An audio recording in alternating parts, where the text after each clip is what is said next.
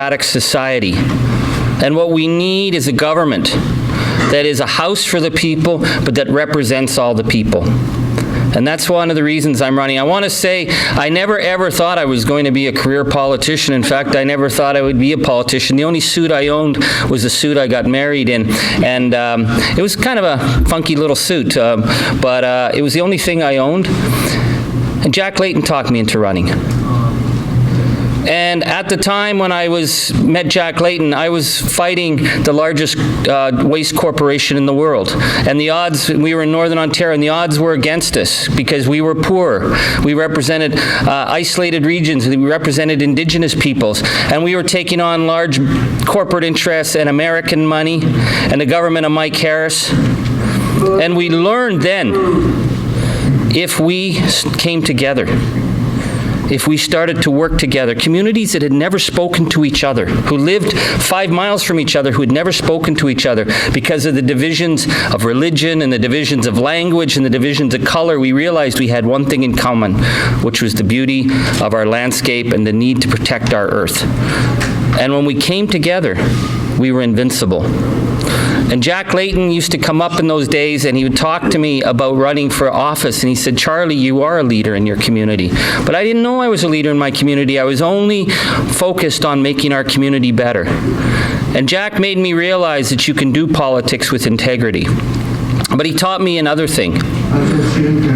Leaders create leaders.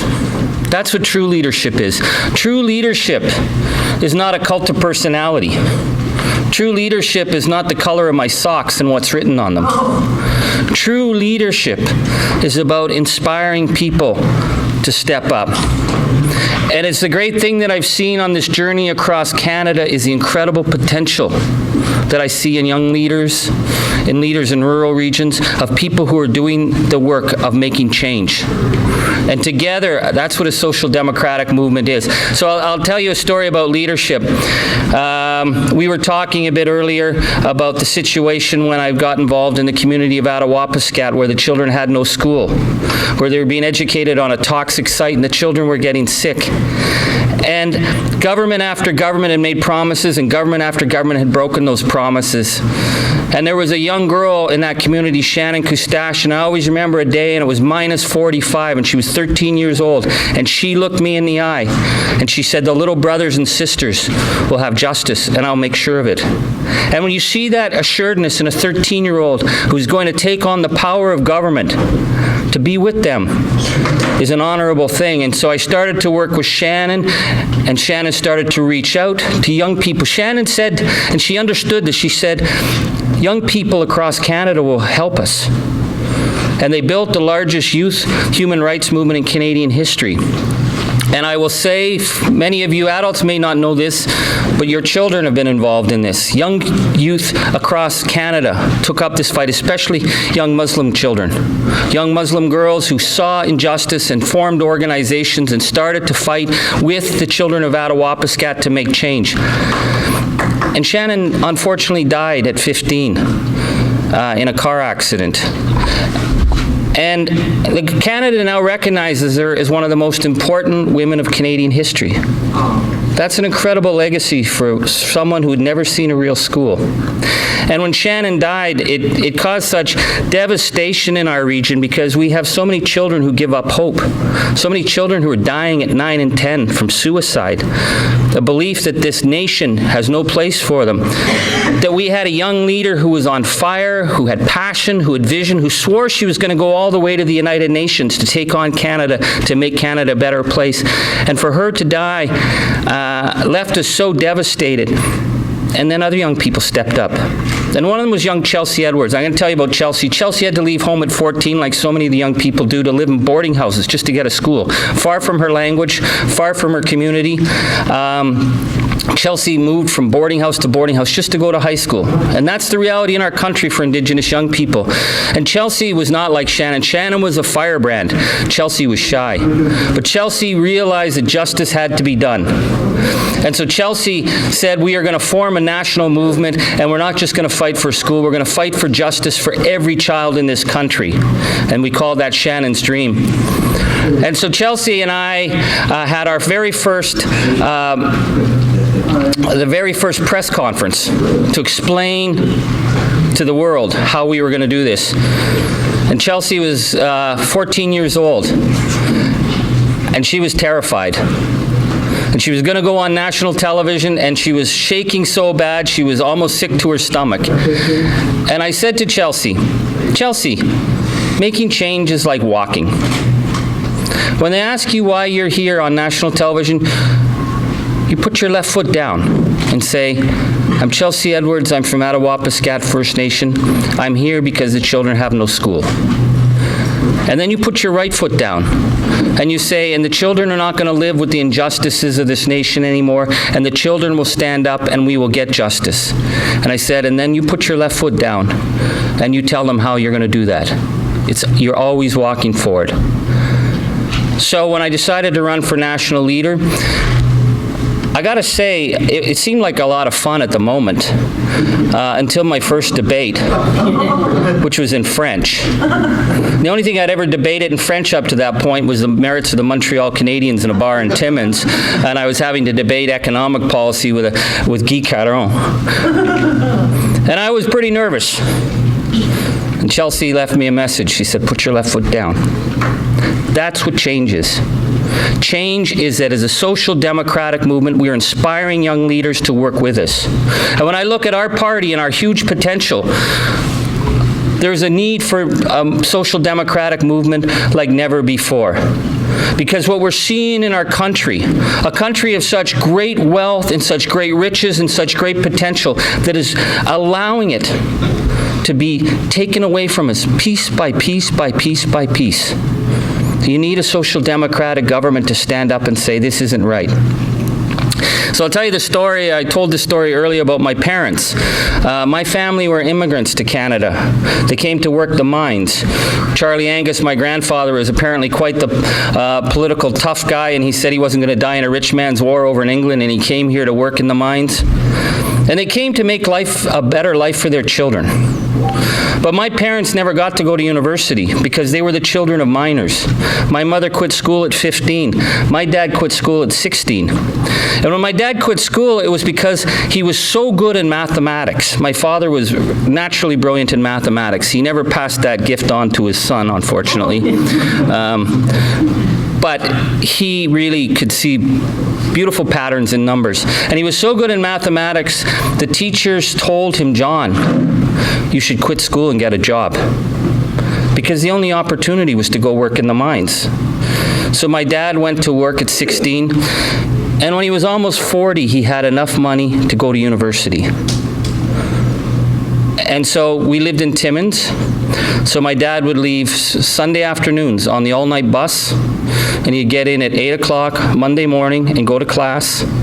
And on Friday afternoons, he would leave class and he'd get on the all-night bus and he would get in Saturday morning, and my mom would type all his notes. And he would go back on the Sunday, and he became an economics professor. And I tell that story because that was the middle class.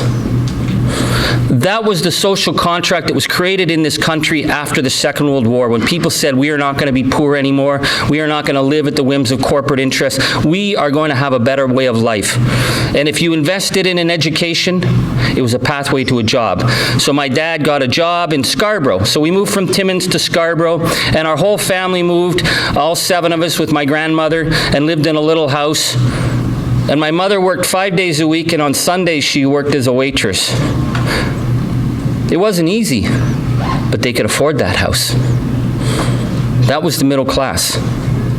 And every person on my street, their parents worked at the factories and the head offices that lined Scarborough then in those days.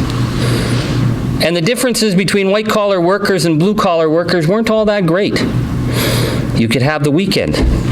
You'd have a house. I knew people who had a single-parent income working as a printer in a print shop, and they had a cottage. And that was the middle class. And every young person in my generation knew they could go to university by having a summer job.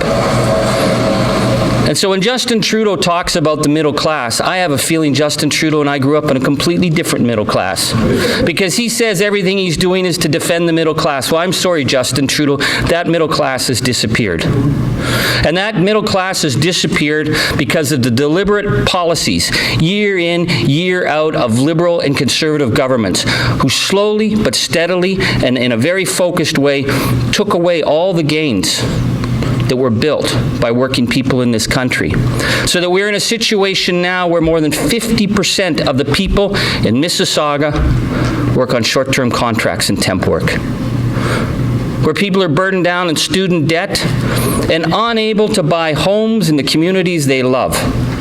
And Bill Morneau, the privatized pension king of Canada, says that's normal.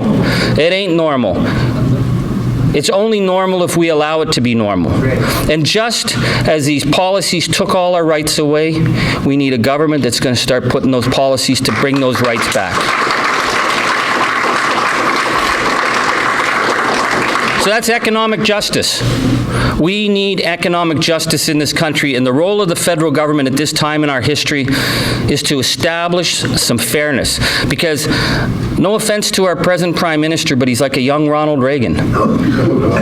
Listen to him. He's very much like a young Ronald Reagan. When Ronald Reagan always talked about morning in America, Justin talks about sunny ways. And he believes that as long as you feed those at the upper end of the food chain, everyone else will do fine. A social democratic government will ensure that we have an equilibrium across the board, and that the poor and the contract workers and the people struggling by have their fair share. And so when immigrant families come to Canada, the contract always was, you are going to work hard, and you will work really hard, but your children will have a better future. And that's what was this promise that was made, and we're going to keep that promise. And we will make sure that our policies defend that. That's economic justice.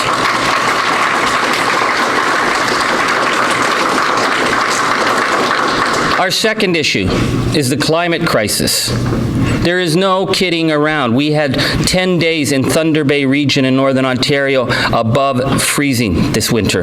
We've never seen temperatures like that. The effect that it's having on climate, on communities, on animals, on our ecosystem, it is come to pass that we have to take action. And yet year in, year out, Liberals and Conservatives, they talk. I mean, if talk would decrease greenhouse gas emissions, Parliament would have solved this problem 20 years ago. I remember Stéphane Dion telling us that we were going to have voluntary standards. I was like, are you kidding me? Stéphane, no, this is how we're going to do this. This was 15 years ago, and 15 years later, our greenhouse gas emissions continue to rise. So how do we solve that? Well, we are going to establish legislated limits on the production of greenhouse gases. It's pretty straightforward. I come from mining country. I'll tell you, right behind my house is one of the most beautiful lakes you'll ever see. I go there in the morning. You can see the blue herons. Sometimes you see wolves. You can't swim in that lake, and you can't eat the fish in that lake, because it used to be perfectly okay in this country to take the waste and the poison from the mine and dump it in a lake. And they didn't change that through voluntary standards. They legislated it, and industry picked up their game, and they actually started to make more money when they were more efficient environmentally. So we're going to legislate the hard limits. But then what we're going to do is we're going to invest in the creation of a renewable economy. I am the only candidate who has been in Alberta talking with energy workers, because energy workers in Alberta are training themselves. They see the future. The single greatest opportunity in the world right now to create a renewable economy is in Central South Alberta, Central South Saskatchewan. And I meet blue-collar workers who work in the oil patch who say, where's the federal government? We want to build a new economy now. That is environmental justice. And the third element, of course, we don't get economic justice or environmental justice without Indigenous justice.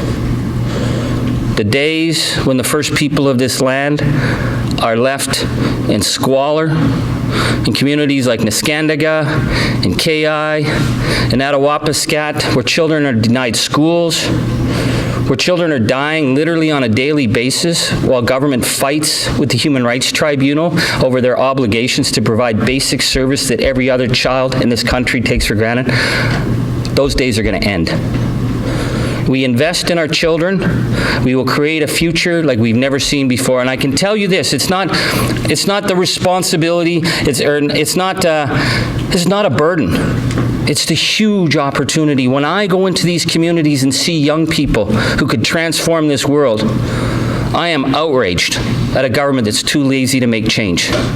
And I'll tell you about a young leader that I know, Randall Crowe. Randall Crowe is 24 years old. Randall Crowe has been on the front lines of the suicide crisis for 6 years as a frontline mental health worker, starting at 18. That young man has seen combat rate deaths of Indigenous youth. That young man should be one of our heroes. We should be saying to this young man, you have the resources, whatever you need and what your generation needs, we can work with you and we will build a better Canada. And that's the role of the federal government, and that's why I'm here. And then finally, within your communities here, we have so much that we can do. Do you know that Justin Trudeau is sitting on $4 billion that's being given to him by the Canada Housing and Mortgage Corporation? They get this fall. $4 billion. You don't get that every day. What would you do with $4 billion? Co-op. You're a radical. Out. Co-ops. Invest. Invest. $4 billion. Okay, we could buy more giant rubber ducks. We could spend it on more military adventures. Or Fight somebody else's war. Fight somebody else's war. That's the options. Or we could start to rebuild a national housing strategy and make housing a right for everyone. Because housing is a fundamental human right. $4 billion. I will be in Parliament this fall saying to Justin, what are you going to do with that $4 billion? That is an opportunity to invest in our communities to make life more affordable. Every person should have the right to affordable housing in this country. We might have to tax the speculators a little bit. I don't know if there's any real estate speculators here, put up your hand, but we may have to tax you a little bit, and we'll put that into a national housing strategy so that we're investing in urban areas. And we're investing so that kids are not living in mold-infested shacks in northern Saskatchewan with 20 people in a 2-bedroom house. And for seniors in rural regions of this country who are living in isolated farmhouses, who can't afford to heat their houses and their children are gone, who want to move into town and live in a decent little apartment, who can't because the housing lists are so long, they'll be long dead before the apartment becomes available. If we invest in this, we're creating jobs. We're creating an economy that works for people. We're using the tools of the federal government to make change. And there's another thing we can do. I started my campaign in Ingersoll at the Kami plant. Because, you know, what's happened at Kami is an example of what's happening all across our country. We could talk about Sears. We could talk about Nortel. We could talk about the failure of vision of the federal government when it comes to corporate Canada. But the Kami plant is a good example. It is the most efficient automobile manufacturing plant in North America. It wins year in, year out. They make so much money at Kami, it's not funny. And yet they're going to ship 600 jobs to Mexico.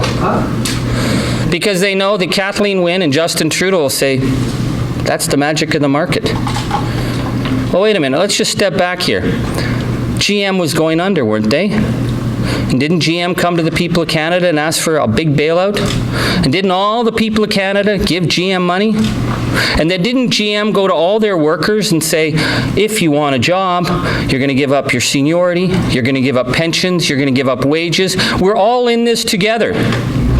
Yeah, we're all in this together with big corporate interests until they start to make money. And as soon as they were making money, they decided they'd ship 600 jobs to Mexico. Now, I'll tell you another thing about Kami, and this is where the insidious nature of this. What I learned talking with the workers at Kami, they're making so much money at that plant that they make the workers work permanent overtime. 6 days a week in, week out. And what does that mean? It means that they're burning through their workforce. They're burning through their workers to make every bit of extra money they can. And so, again, it's this breach of a social contract, because it doesn't matter in this country anymore how hard you work. It doesn't matter how much you're willing to give up.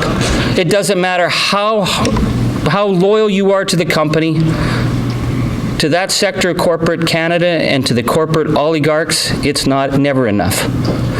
They will still drive down your wages. They will still push out jobs, and they will still leave people high and dry.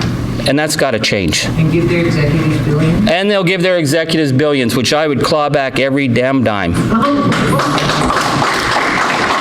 And we're told, you know, and so my father was a professor of economics, and obviously his son's not. But one thing my father told me, he said, Charlie, it's just a whack of theories. It's always about people in the end. And what we have given up when we talk about economics is the economy is supposed to work for people. We don't work for the economy. And I love the line of G.K. Chesterton, because what we're being reduced to in this belief and this power of the supposed free market, there's nothing free about it. It's a constructed market that benefits a few. G.K. Chesterton, I always love his line. He says we are pursuing the horrible mysticism of money. And we have to blow through that false mysticism and say, it's about our communities. It's about life. It's about living. It's about building communities so that this young generation, who, by the way, I want to thank you, and you should get some real concessions for having to come here on such a nice night to be at a political event, so more power to you.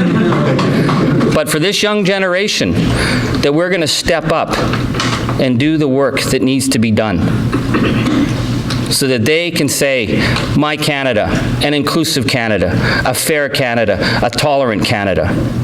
And as we deal with these issues of insecurity, then we are going to also start to take on this growing, ugly, insidious racism that's on the move.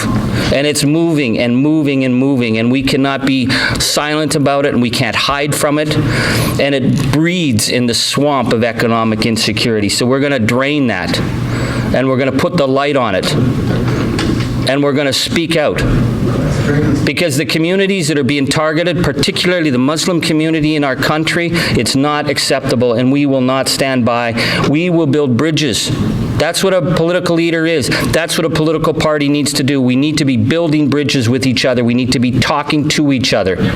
We need to be saying that people in rural Canada and urban Canada, you know, I travel, you're not all that different. You have the same values, and I see the same openness. We represent the pit truck driver in Fort McMurray and the bike courier in downtown Toronto. And you know what? So much of those values are the same. But you're told in the media that your values are different and not to trust each other. We got to be the party that builds those bridges. Because when we build those bridges to each other's communities, we take solace in each other, we take comfort in each other, and we take inspiration from each other. And we will build a social democratic movement that cannot be thrown off our task, which is to build a better Canada. Thank you very much.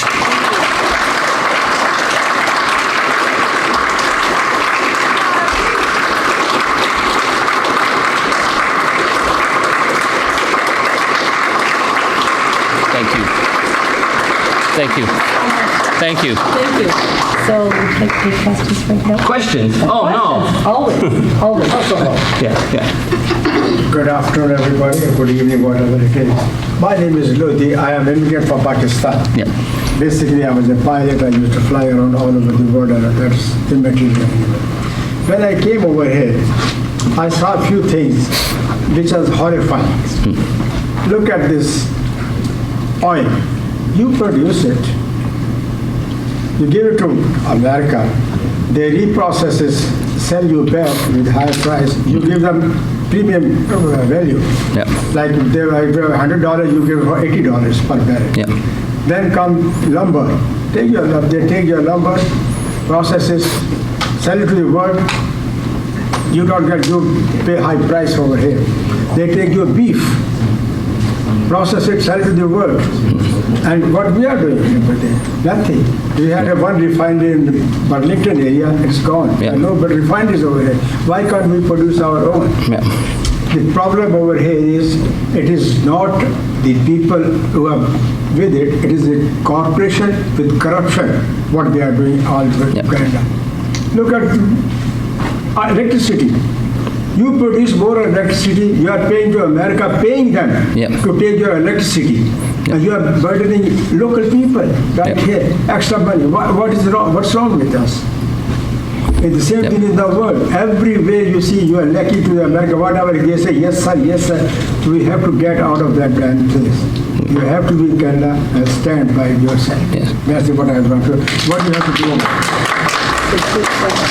Well, you said so much that's so true. I could just take all those and use that in my next speech. They're so true. But so Nobody yeah. answered me this time. So there's a couple of issues here in terms of the vision of our nation, where we're writing into our trade agreements. It was written into the trade agreement to give America preferential control of our oil. It doesn't matter what happens. We cannot give ourselves a priority. And Justin Trudeau is talking about diversifying markets. What he's talking about is giving the government of China control of our markets. I think that is an outrageous undermining of our economic vision. We have to start investing in an economy that works. In terms of hydro, in my region, the one copper refinery that Ontario had shut down. We begged the Liberal government to work with us. They wouldn't work with us. They said there'll never be another copper refinery open. It'll be gone. They allowed it to go. Why? Because of hydro prices. What the Wynne government did with the privatization of hydro is criminal. Talk about a lack of vision. And who has it benefited? It has benefited their friends. It's absolutely criminal that the privatization of a public resource. Ontario became an economic powerhouse because of the use of public power. And I'll give you an example of the comparison between the Wynne government's green energy strategy, where they gave contracts at high rates to all manner of people, many of them friends of the Liberal Party, to create green energy projects that then we were forced to buy back at high prices.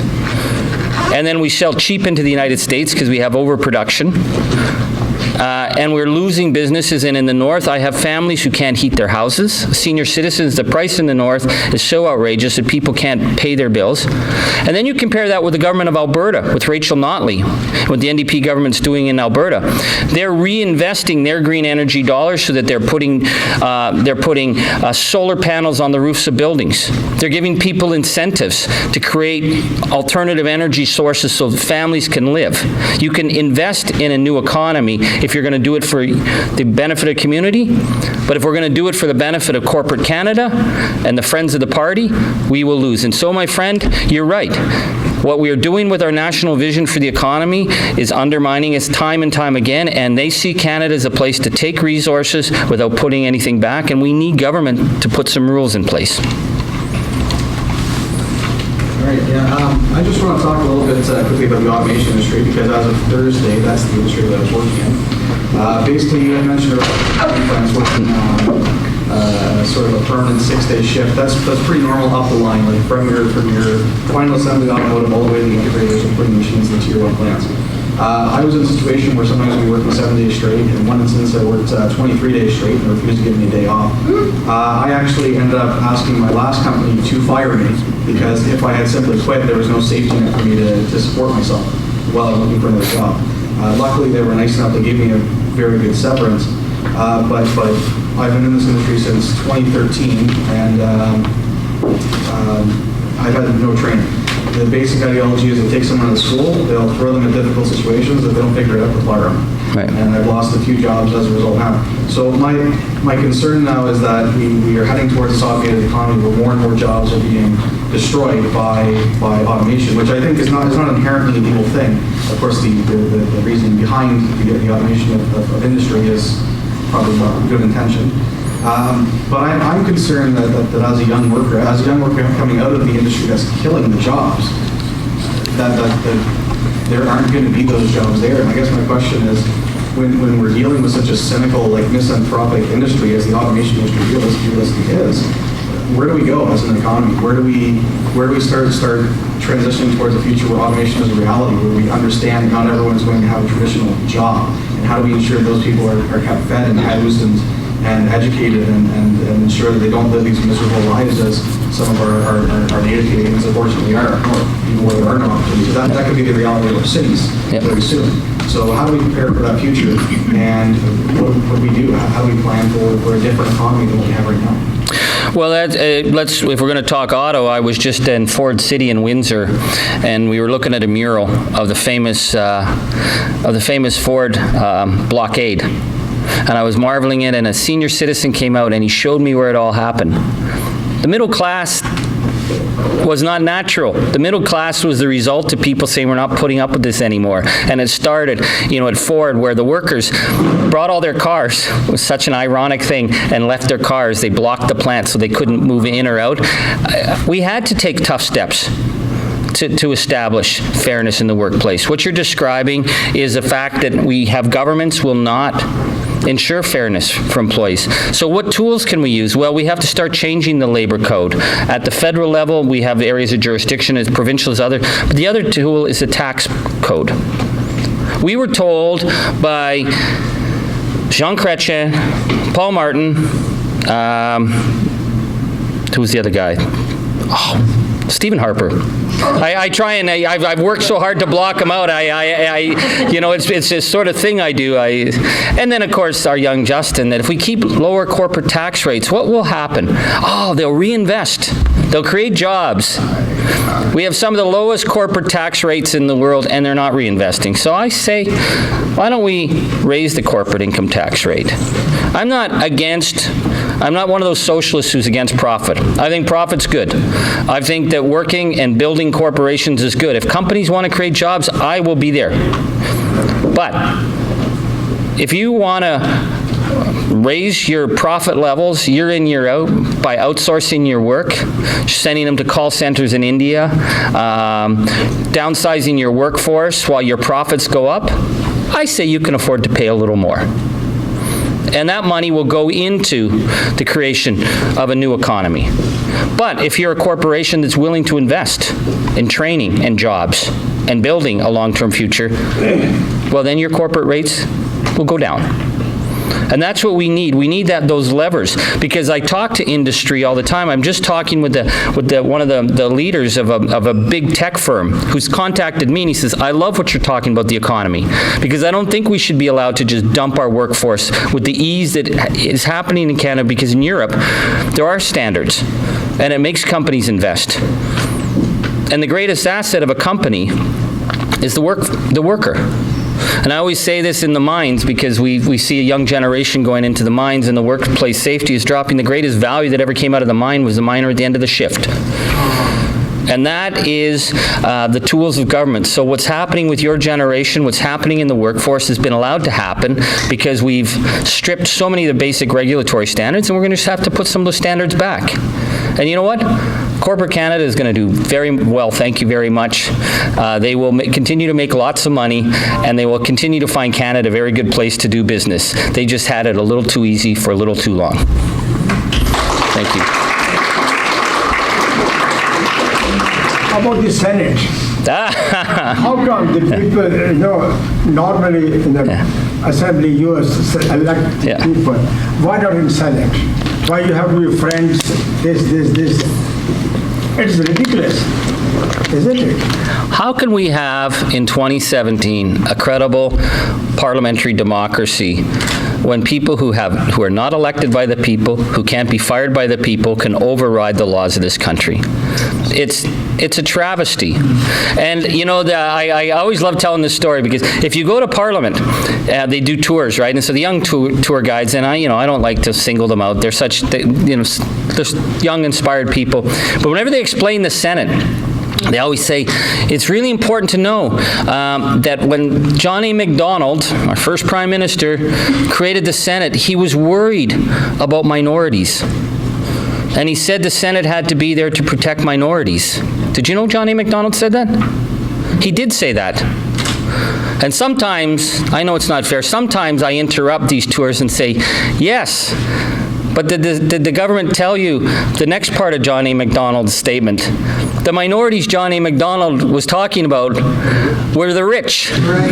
He said there will always be more poor people than the rich, so we have to have an institution that protects the interests of the rich. And if the Senate has done one thing well, the only thing it's ever done is it has looked after its insiders and it's looked after its friends. And the fact that you can sit on the boards of all major corporations and still review legislation and overturn decisions in the House of Commons, it's an abomination. It is an abomination. Yes, sir. My name is James Carroll, and in terms of S.I.C.N, which the Liberal majorities have voted for, and will lock us into a trade agreement that takes representation of the hands of Canadians. Yep. For instance, we thought NAFTA was bad, and we thought it. S.I.C.N will allow global corporation to sue the Canadian government or provincial governments or city governments if they don't like a particular legislation or what people are doing. You talk about $4 billion being spent on it. I like to see the money that the banks and the insurance have offshore come back here to work. I would also like to see a program concerning AI, artificial intelligence. Now, you talk about offshoring jobs. My problem is I see bots phoning me, sounding just like people.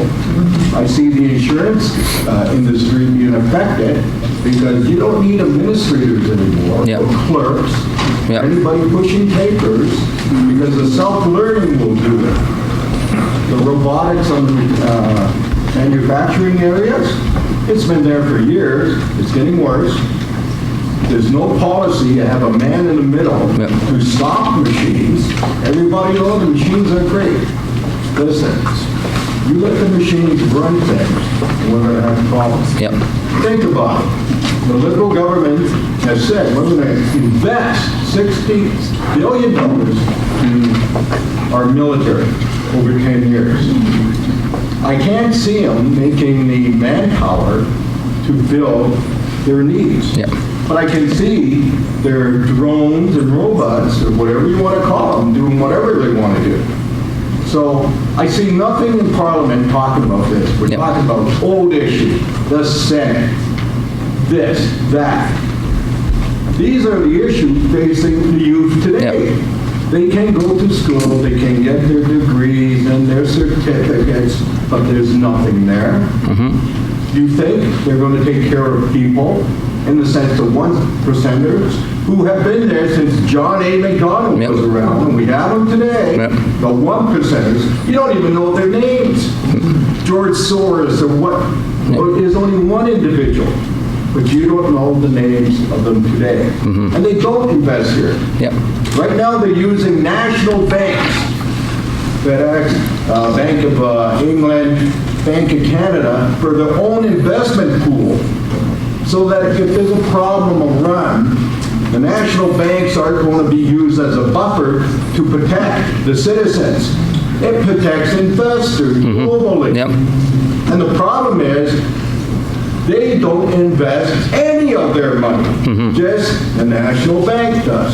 So how are you going to clean it up when you get back to Parliament and begin initiating things for change for social democracies? That's my question.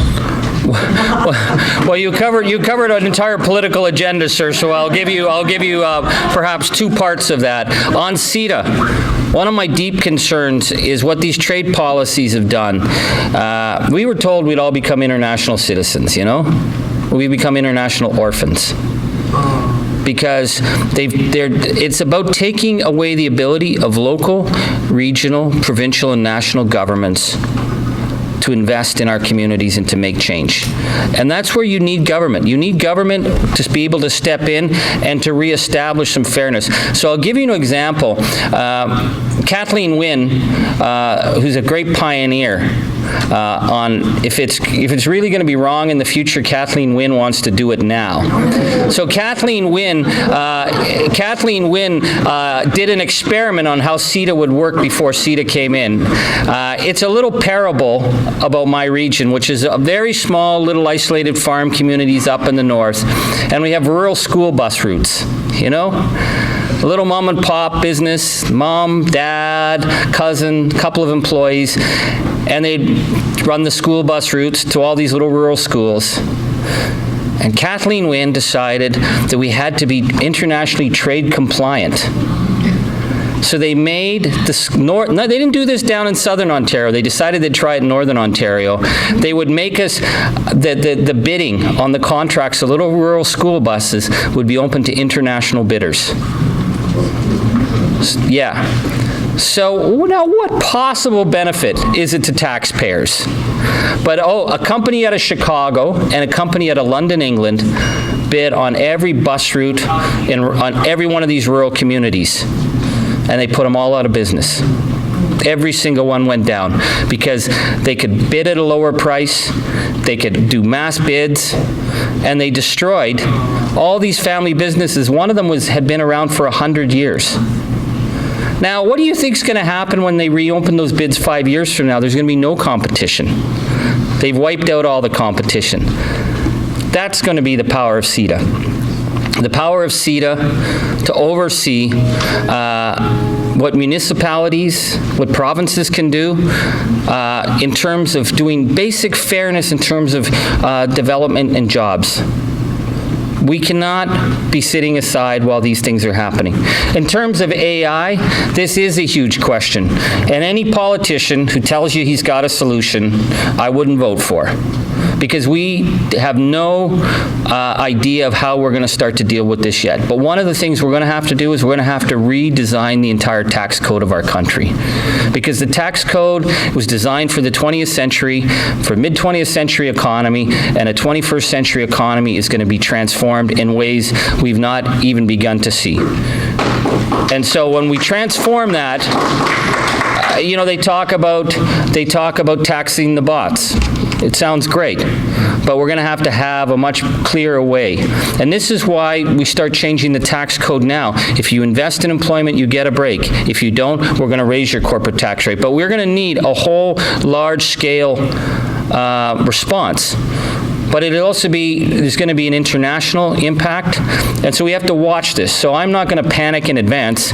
I want to start to build what we're building now, but we're going to have to keep an eye on this, and that's how we're going to start to move on this, because to predict where it's going to go is not something that I think anybody, I certainly wouldn't trust a politician to put all our eggs in a basket until we start to see how this starts to play out. But it's going to be playing out, and it is going to be an issue of urgency, and we should be having committees in Parliament right now starting to look at this and start to lay out strategies and start to see where the impacts are going to be.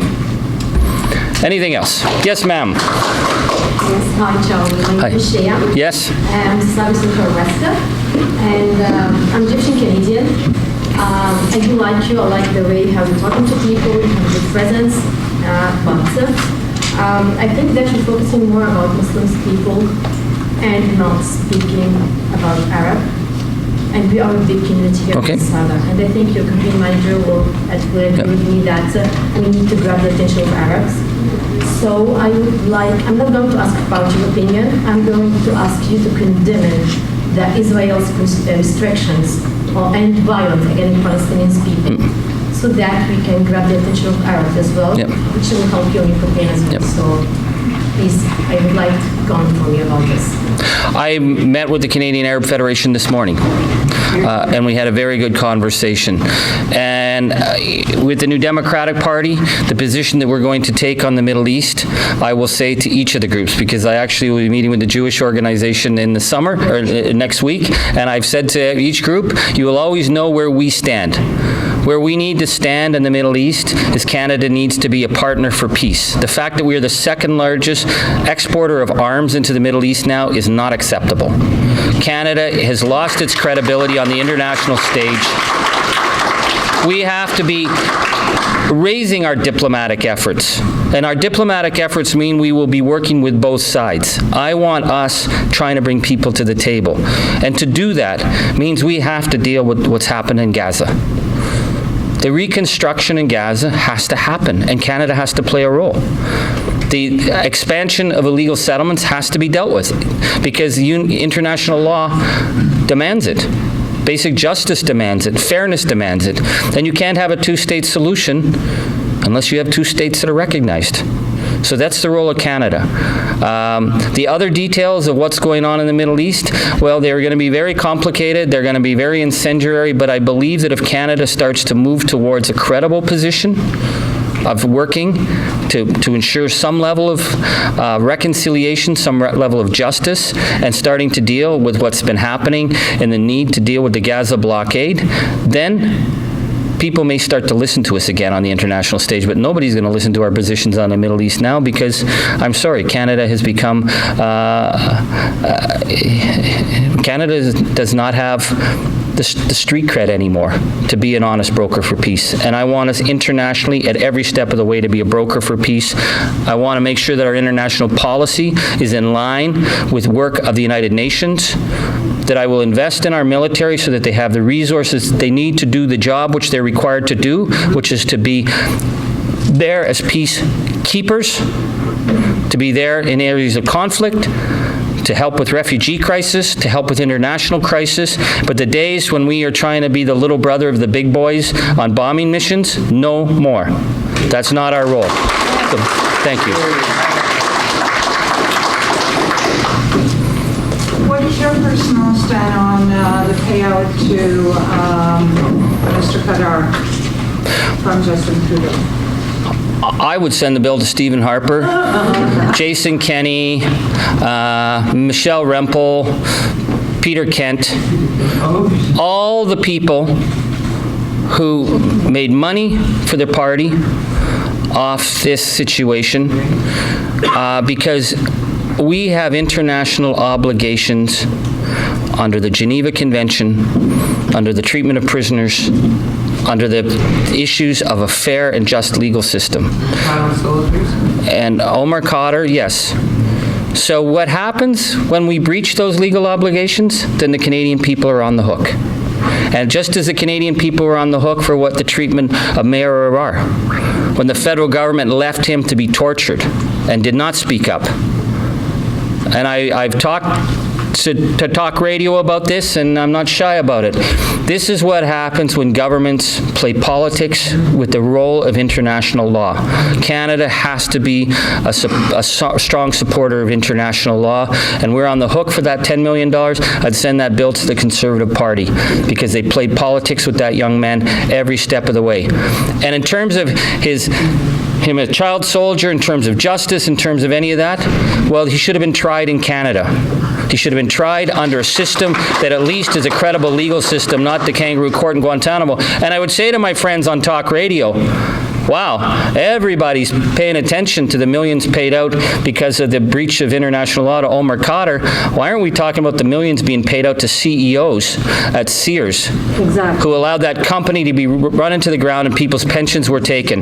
That, to me, is a crime that people should be speaking up about, and I'll speak up about that. So I'll take yes, sir.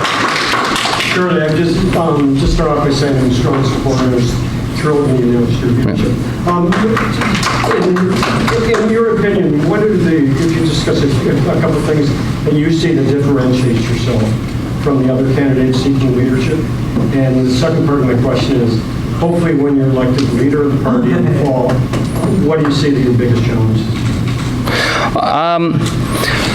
The biggest challenge right now is you need a leader in the House this fall who's going to be taking on the Trudeau agenda, because it is going to be a feeding frenzy for lobbyists. The NAFTA renegotiations, every lobbyist on banking, telecom, pharmaceuticals, you name it, they're going to be in trying to get their side heard. We need a strong leader in the House.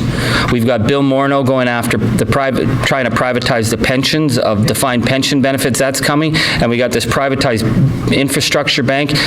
The number one challenge is to have a new Democratic Party that's ready to challenge the Trudeau agenda. What separates me from my other colleagues? I think each of the colleagues I've been enormously honored to debate. I have enormous respect for each of them.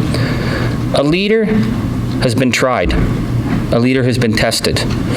You need a leader to be a leader of a national party, to lead the country, who has the track record In the last 13 years, I have been the point person on some of the toughest files. I was the one taking on conservative corruption against the likes of Dean Del Mastro every single day in the House of Commons, and I didn't flinch. I dealt with the farming crisis when people were losing their farms, and I was going into banks to save their farms, literally walking into banks to stop it. I can speak to rural Canada. I can speak to urban Canada.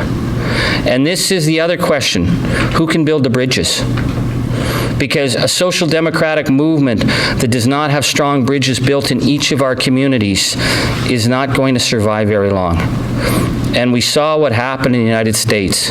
When the progressive movement thought that they were too smart to talk to rural and blue-collar Pennsylvania and Wisconsin and Ohio, they gave that up to the right. And I will be damned if I will give up blue-collar Canada and rural Canada and working-class Canada to the right. And I am the one person who can bridge that blue-collar and that working class with our urban communities, with our Indigenous communities. So, okay, I'm going to take two more. So I'll take two more. Yes, sir. Yeah, I have a question. I'm Gregory. I'm from Erinsville. My question is, what would you do and how you will approach when the NAFTA deal is bad for Canada? Would you stand up and say no deal is better than lousy deal, or you will try give up to any deals that Americans propose? We are not going to give up anything on the NAFTA deal. If I'm Prime Minister, we will put Canadian interests first, and I will work with Americans. We have a lot of interest with our American cousins, and they are an important market. I don't need to be picking fights with Americans, but we have to stand up to bullies.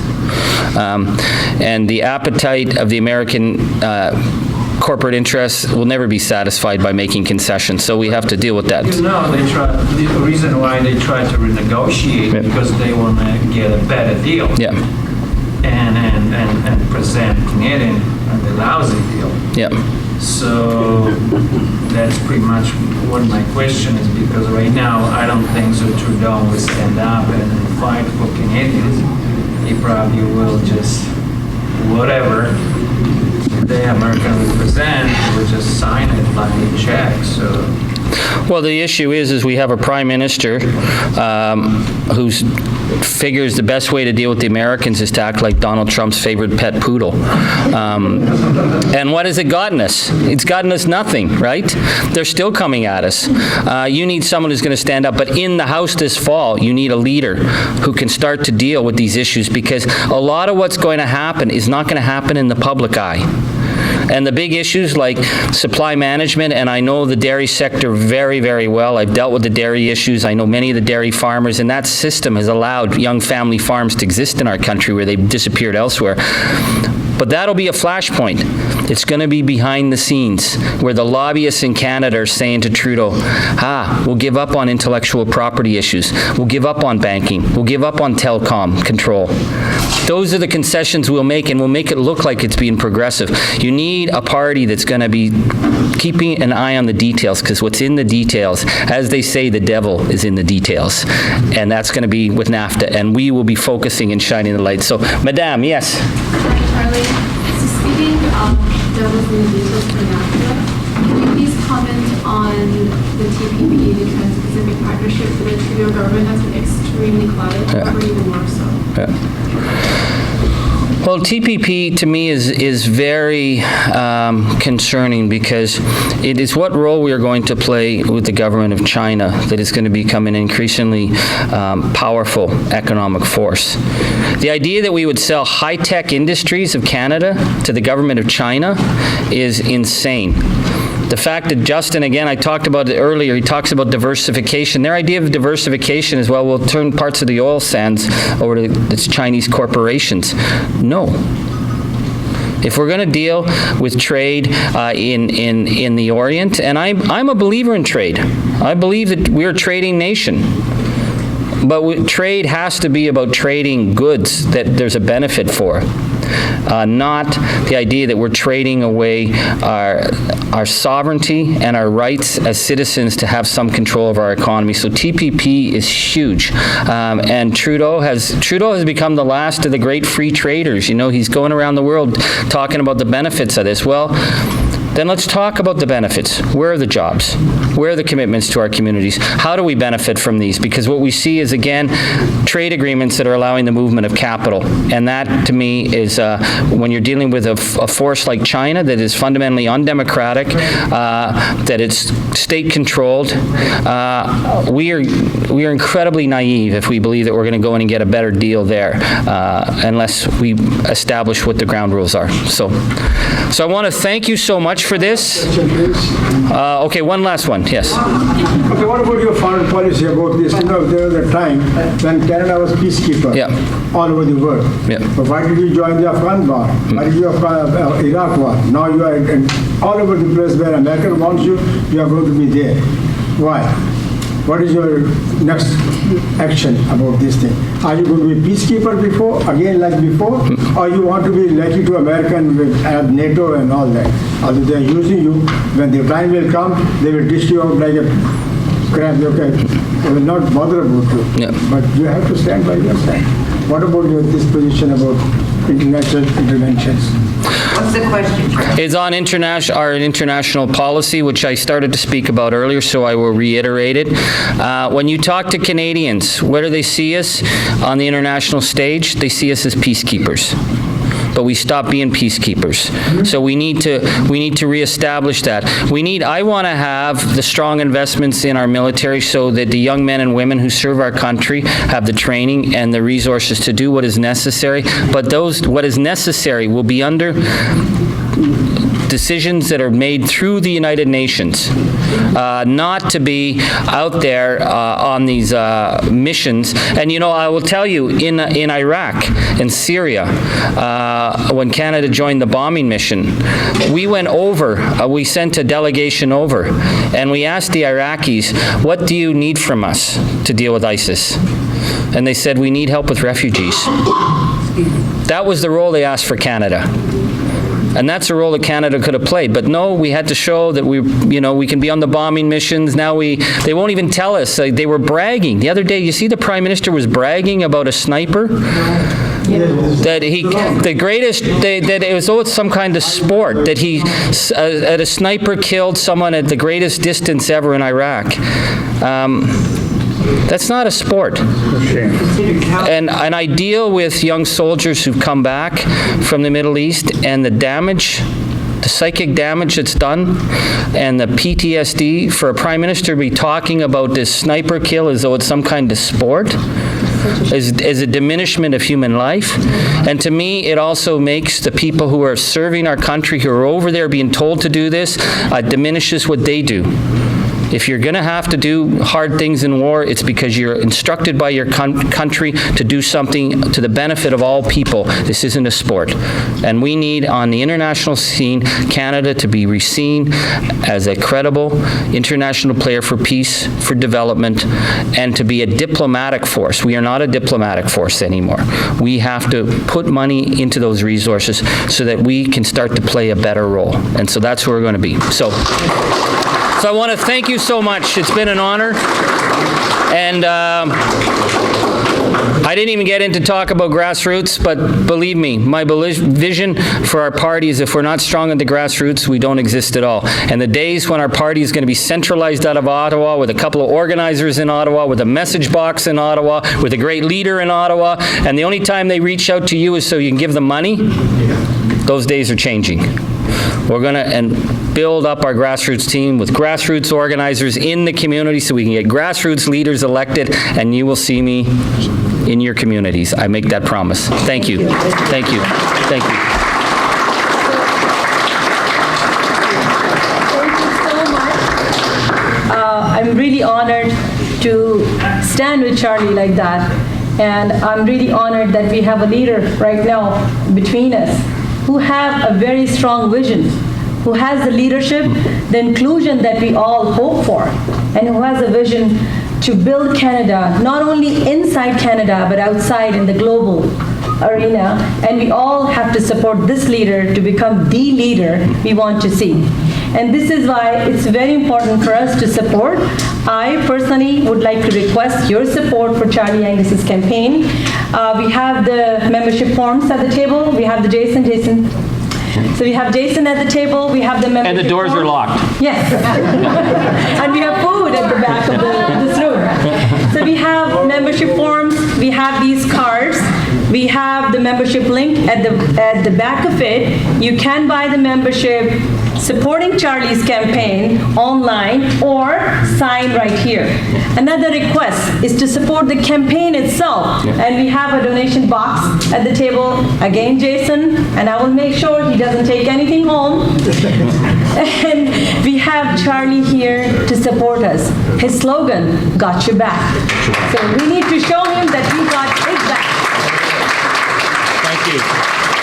And I will give you where the term for me, where I really understand "got your back," when we moved back up north to a little mining town when the mines were shutting down, I wanted to raise my children in a mining town. And that might seem strange because we lived in Toronto. But in a mining town, there's a sense of social solidarity. And when we first moved back up, we were pretty poor. But if someone got injured or hurt, the entire community came out. And I remember I just got my paycheck one Friday, and the kids were young, and a young man had gotten killed at work. And my wife took the money, and she put it all out, and she put it in an envelope, and I was like, "Whoa, what are you doing with all the money?" She said, "It's what you do." And in our communities, how people help each other, and they would always say, "Got your back." And what I love is that when they say "got your back," it doesn't mean we agree on everything. It doesn't mean we're always best friends. But when you need somebody, they got your back. And to me, that's what our movement should be. We don't have to agree on everything, my friends. In fact, disagreeing is sometimes good. It means things are more interesting. But when you've got each other's back, it means that you're there together. And when you need your neighbor's there. That to me is why I chose that, and I hear that expression, and people say, "Don't worry, I got your back." It's like, yeah, that's how we reach out to each other. So it's our slogan, and it feels like a good slogan. So thank you. Got your back, folks.